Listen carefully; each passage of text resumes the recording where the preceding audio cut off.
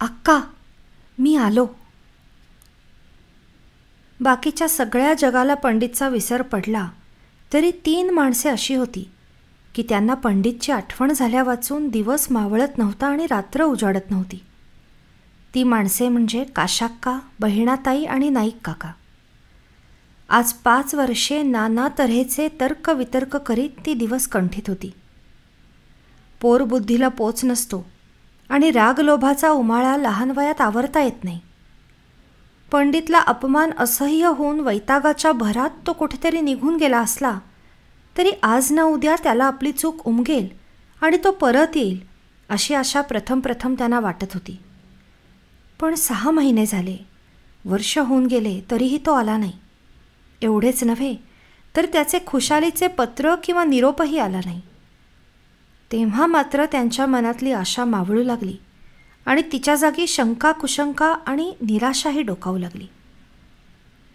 होता होता 6 वर्षे उलटून गेली.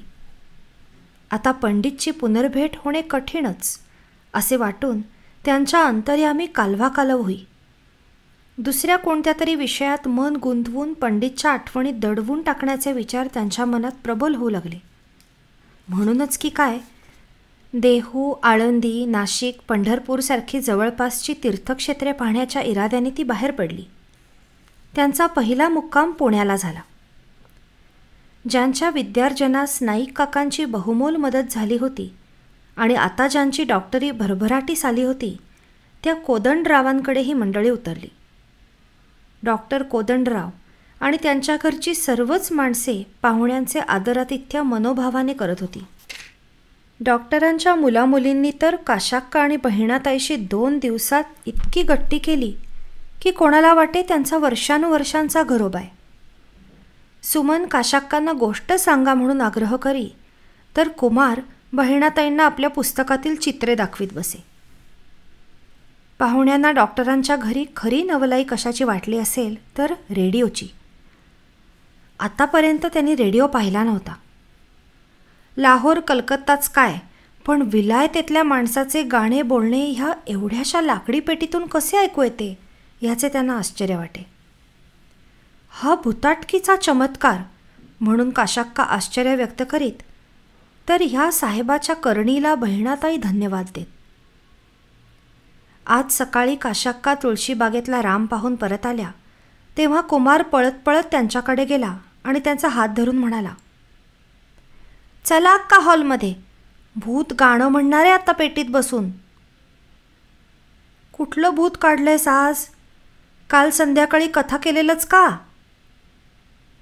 रोज नवं भूत येतात का? आता मास्टर पंडितचं गाणं आहे. नवलच एक ऐकावं ते मास्तर आणि गाणं गातात. म्हणूनच म्हणतो ऐकायला चला तुम्ही. कुमारने कळ फिरवताच रेडिओ बोलू लागला. अमळशाने घड्याळाचे 9 ठोके ऐकू आले आणि ऑल इंडिया रेडिओ मुंबई केंद्रावर मास्टर पंडितराव आसावरी राग गाणार असल्याचे हिंदुस्थानी भाषेत सांगितले. अक्कांना आणि ताईंना ते कळले नाही. तंबोरा वाजू लागला. काशाक्का आश्चर्याने म्हणाल्या, अगो बाई, वीणासुद्धा का वाजतो यात? गाणं म्हटलं की तंबोरा तबला वाजणारच, काकांनी खुलासा केला. बाजे झनन ही चीज सुरू झाली. 1-2 मिनिटात त्या गाण्यातून काशाक्कादी पाहुण्या श्रोत्यांना वेगळाच भास होऊ लागला. काशाक्कांनी बहिणाताईच्या तोंडाकडे बघितले. बहिणाताई ही काशाक्काकडेच पाहत होती. काकांच्या चर्येवरही कसला तरी संशय उमटल्याचा भास होत होता. आपण आपल्या मनातले बोललो तर दुसरी आपल्याला वेड्यात काढतील असे भय त्यांना वाटत होते की काय, कोणास ठाऊक. अखेर अक्कांना राहवले नाही. त्या म्हणाल्या, पंडित का ग हा बहिणाताई? मला सुद्धा वाटतंय अक्का तसं, बहिणाताई म्हणाली. तुम्हाला नाही काका ओळखला पंडितचा आवाज? नावही पंडितराव म्हणून सांगितलंय. संशय येतोय मला तसा, पण हा आमच्या मनाचा भ्रम असेल. हरवलेली वस्तू जिथं तिथं दिसल्यासारखी वाटते आणि ती जवळ जाऊन पाहिली की फसायला होतो. परवा किरीटगावच्या घाटावर नाही का अक्कांनी गंमत केली, पोहायला पडलेल्या मुलात त्यानं पंडित दिसला आणि तो निघाला भलताच. माणसासारखी माणसं, आवाजासारखे आवाज आणि नावासारखी नावं पुष्कळदा दिसतात. तुम्ही काही म्हणा काका, पण हे गाणं म्हणतोय तो माझा पंडितच. अक्कांची उत्कंठा काकांना आवरता येईना.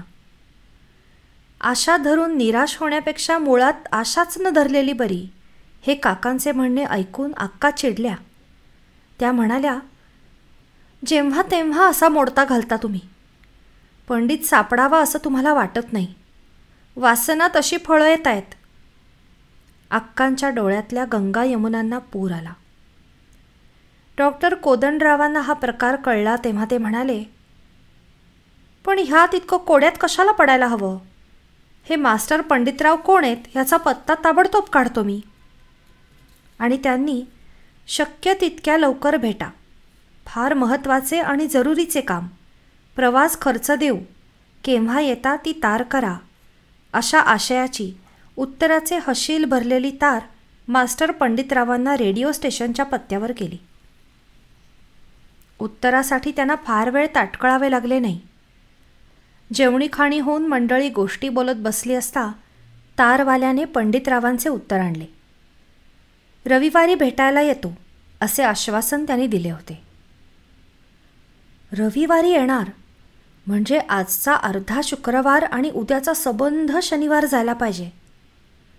आज 5 वर्षे अक्कांनी आणि बहिणाताईने दम धरला होता, पण हा 1.5 दिवसाचा विलंब त्यांना असह्य झाला. त्या सर्वांबरोबर सर्व गोष्टी करीत होत्या, पण रविवार आणि पंडितचे आगमन ह्या व्यतिरिक्त दुसरा विषय त्यांच्या मनात शिरत नव्हता. पाहुण्यांना शहराच्या नवनव्या करमणुकी दाखवायच्या हे डॉक्टर आणि डॉक्टरीणबाईंनी ठरवूनच टाकले की काय कोणास ठाऊक. शुक्रवारी सिनेमा झाला. शनिवारी चंद्रशेखर नाटकाला जायचे ठरले. मला मेलीला कशाला ते नाटक नि सिनेमा असे अक्का म्हणत, आणि आम्ही दोघी राहतो घरीच असा बहिणाताई त्यांना दुजोरा देत. पण डॉक्टरीणबाई त्यांचे थोडेच ऐकायला बसल्यात. अखेर दोघीही नाटकाला गेल्याच. नाटक अतिशय गाजलेले होते. कुलगुरू शुद्धतपांचे चंडांशू आणि चंद्रशेखर हे दोघे शिष्य विद्यार्जनानंतर परत जायला निघतात. शुद्धतपांची मानसकन्या सुमुखी चंद्रशेखरावर अनुरक्त झालेली असते.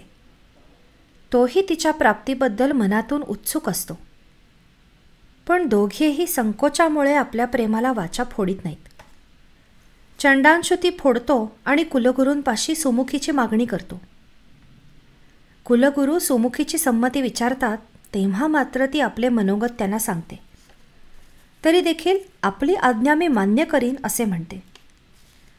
शेवटी दोघांपैकी जो 1 वर्षात अधिक उज्ज्वल कार्य करून दाखवील त्याच्याशी सुमुखी विवाहबद्ध होईल असे कुलगुरू सांगतात आणि उज्ज्वल कार्यासाठी दोघे गुरुबंधू बाहेर पडतात.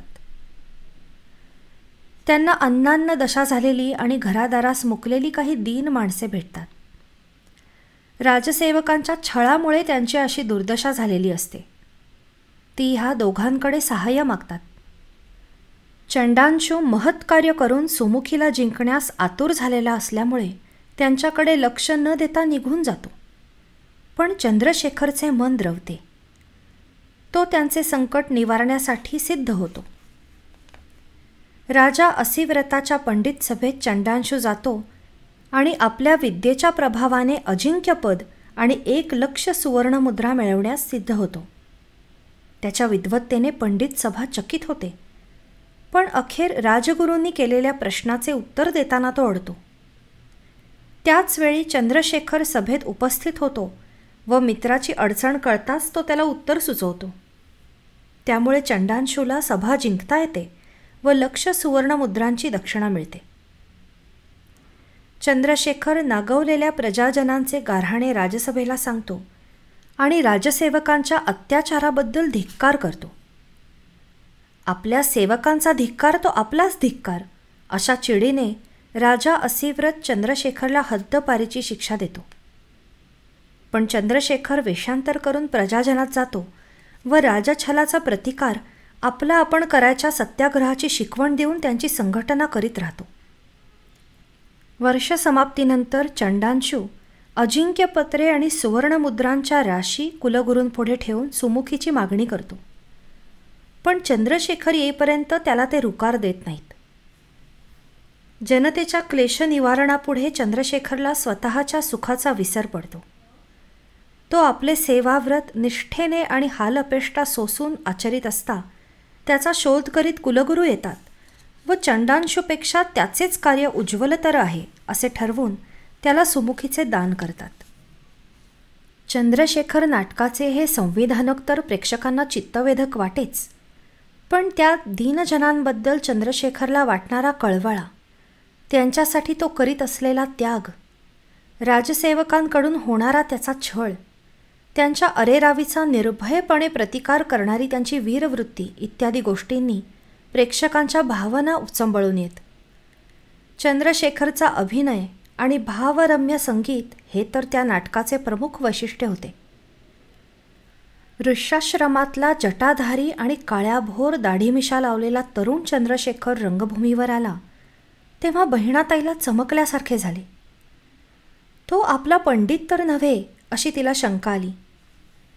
त्याचे भाषण ऐकताच ती शंका बळावली आणि ती काशाक्कांना बोलून दाखवणार तो काशाक्काच उद्गारल्या, पंडित काय ग हा? नीट दिसत नाही ग मला लांबून, बघू का जवळ जाऊन? आणि खरेच त्या रंगभूमीकडे जायला उठू लागल्या. नाट्यगृहात आणि प्रयोग चालू असताना ही गोष्ट बरोबर नाही असे म्हणून त्यांना दाबून बसवता बसवता बहिणाताईला पुरेवाट झाली. काल रेडिओवर गाणं झालं बघा, त्या मास्टर पंडितरावांनीच चंद्रशेखरचं काम केलंय. ओळखलत का काका? डॉक्टरांनी विचारले. ओळखलं. नी अक्कांना आलेला संशय खरा ठरणार असं मलाही वाटू लागले. 5 वर्षात त्याची वाढ झाली असणारच, नी ह्या जटादाढीमुळे मूळचा चेहराही उमगणार नाही बरोबर, तरी पण पंडितची झाक खूप आहे ह्याच्यात.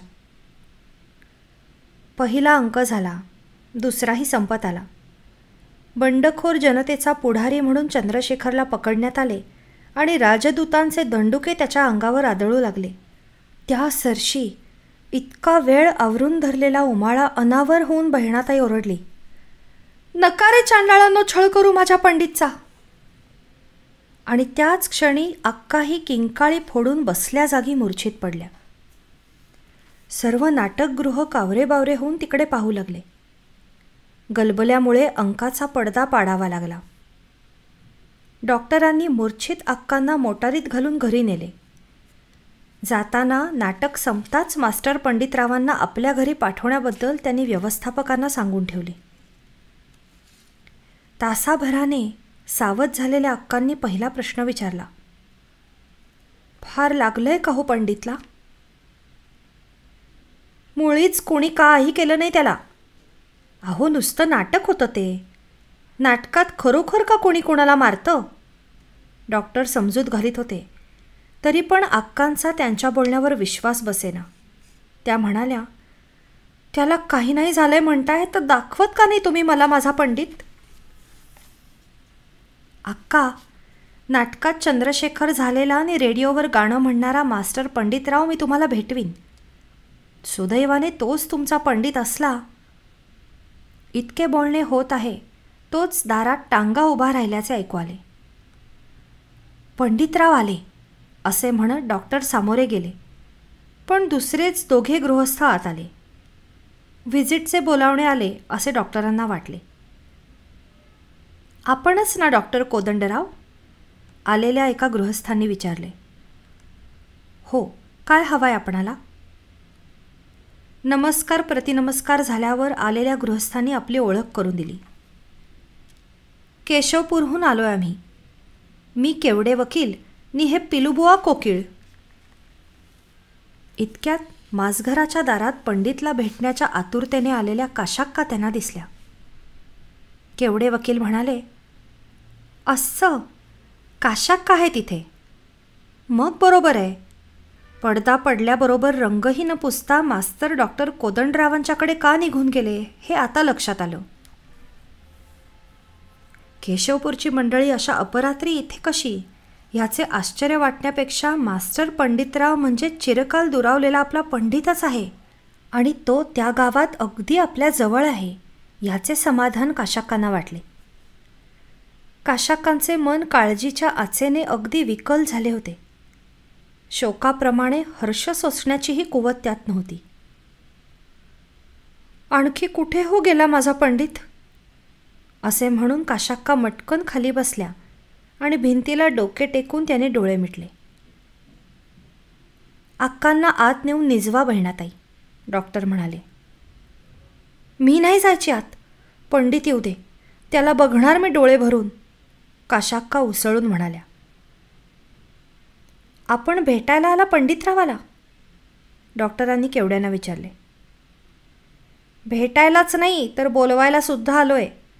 आमच्या कलामंडळाच्या आणि ह्यांच्या संगीत शाळेच्या तर्फे आम्ही पंडितरावांचा सत्कार करणार आहोत. मेल्यानो खुळं वेडं म्हणून हडतहुडूत केलं आज तपावर नि आज म्हणे सत्कार करतायत. नाव नको त्या मेल्या केशवपूरचं, नि कशासाठी सत्कार करणार आहे त्याचा. पंडितरावांनी मिळवलेल्या कलेचा सत्कार आहे हा. कलावंतांचा सत्कार करण्याचा मान त्याच्या गावकऱ्यांना मिळायचा नाही तर कुणाला मिळायचा. नि हे पहा काशाक्का, ज्यांनी प्रथम दगड मारले त्यांनीच फुलं वाहून आपल्या चुकीचं प्रायश्चित्त घ्यायला नको का. पंडित मास्तर नको नको म्हणतायत, त्यात तुम्ही नका आणखी भर घालू. त्यांचा रुकार मिळवून आम्हाला सकाळच्या गाडीने परत जायचंय म्हणून आत्ता आलो पाठलाग करीत, पण स्वारीने कुठे झुकांडी दिली. कलावंताचा विक्षिप्तपणा दिसतोय हा. शोधून आणा त्यांना, आम्ही वाट पाहत बसतो तुमची. डॉक्टरांच्या या सूचनेप्रमाणे केशवपूरकर मंडळी निघून गेली. बोलल्याप्रमाणे केलं बाई पंडितनं. काही करून दाखवता आलं तरच तोंड दाखवायला येईन असं सांगून नाहीसा झाला होता नाही का अक्का. दाखवलं की नाही त्यानं करून, बहिणाताई कौतुकाने म्हणाली. दाखवलं ग, पण तोंड दाखवू दे की आता. नी डाक्टर, आत्ता हलवायांची दुकानं उघडी असतील का हो. ती कशाला अक्का. पंडित भेटला म्हणून पेढे वाटणार मी. बहिणाताई, माझ्या माळेच्या डबीत 1 रुपया येतो दे आणून, पेढे आणा त्याचे. 3चा ठोका पडला तरी पंडितचा पत्ता नाही आणि त्याला शोधून आणायला गेलेली केशवपूरकर मंडळीही परत आली नाहीत. आता झोपा, सकाळी करू शोध. नि रविवारी भेटायला याचं कबूल केलंच आहे त्यांनी. आत्ता नाही आला तरी उद्या खास येणार तुमचा पंडित अक्का.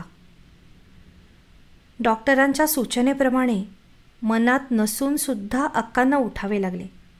इतक्यात मास्टर पंडितरावांची, अक्कांच्या पंडितची "अक्का, मी आलो" ही आरोळी दरवाजात ऐकू आली. त्या प्रसंगी हर्ष, प्रेम, कौतुक अशा भावनांना केवढा पूर आला त्याचे वर्णन का करायला पाहिजे. आणि त्याचे यथार्थ वर्णन करणे शक्य तरी कुठे. मी तुम्हाला नाटक चालू असतानाच पाहिलं होतं ताई.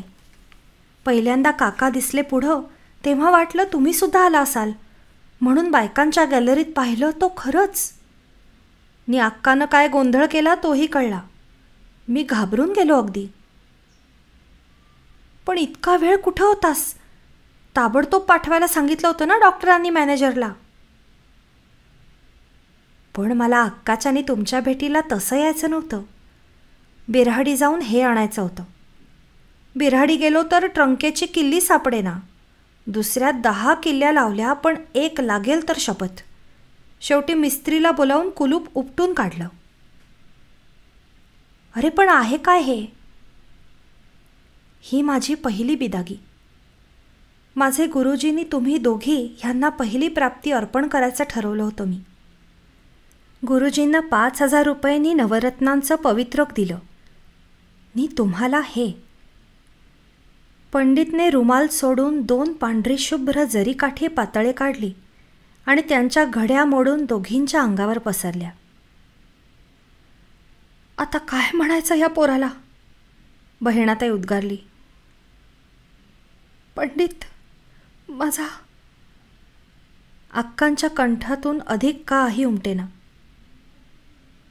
अक्काताईंच्या गोंजारण्यातून सुटका करून घेऊन पंडित काकांच्या पाशी आला आणि सद्गदित स्वरात म्हणाला, काका, काय देणार मी तुम्हाला? तुमच्या पायावर ठेवायला एकच वस्तू आहे, ती ठेवतो. असे म्हणून पंडितने काकांच्या पायांवर डोके टेकले. मितभाषी आणि गंभीर असणारे काका त्याला उठवीत रुद्ध स्वरात उद्गारले, धन्य केलंस बेटा, शतायुषी हो. त्या तिघांच्या चर्येवर विलासणारी धन्यता अपूर्व होती. त्यांचे डोळे आनंदाश्रूंनी डबडबतील तर नवल नाही, पण बाकीच्या मंडळींचे डोळेही तो आनंद सोहळा पाहताना पाणावल्याशिवाय राहिले नाहीत.